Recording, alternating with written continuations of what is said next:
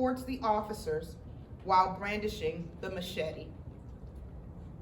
A total of 4 separate taser deployments were made by 2 different officers in an attempt to safely end the encounter without injury to Mr. Knight or the police officers. Each taser deployment failed because of the efforts previously referenced by Mr. McKnight. Sergeant R.T. Phillips was one of the Winston-Salem Police Department supervisors monitoring the city today and responded to the scene with blue lights and sirens activated after learning of the armed encounter between officers and Adam McKnight. Upon arriving at the rear of the home, Sergeant Phillips encountered Mr. McKnight and the gathered officers near the pool. Immediately, Adam McKnight made numerous statements to Sergeant Phillips demanding that Sergeant Phillips shoot him and kill him.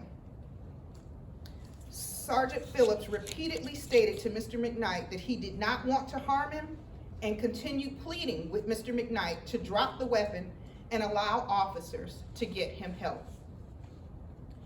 Despite more than 20 attempts by Sergeant Phillips and the other officers to convince Adam McKnight to drop his machete and allow the officers to help him, Adam McKnight made a sudden charge towards Sergeant Phillips while brandishing the machete and yelling, "Kill me." When Adam McKnight advanced to within feet of Sergeant Phillips discharged a single shot from his issued handgun and struck Mr. Adam McKnight one time in the torso. Mr. McKnight immediately fell and officers were able to remove the machete from his hand. The officers immediately summoned emergency medical services personnel to the scene and began their own life-saving efforts on Mr. McKnight, to include administering of CPR. Adam McKnight eventually regained consciousness and immediately began to struggle with the officers and emergency medical personnel who were attempting to save him. Those personnel were eventually able to get Adam McKnight loaded into the ambulance and transported to Atrium Health Wake Forest Baptist Medical Center, where Mr. McKnight's condition worsened and he succumbed to his injuries shortly thereafter. I want to pause at this moment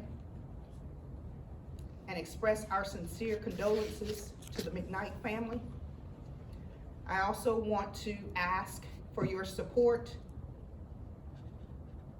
and your prayers for Officer Phillips and the other officers involved in this incident, as well as all of the officers with the Winston-Salem Police Department.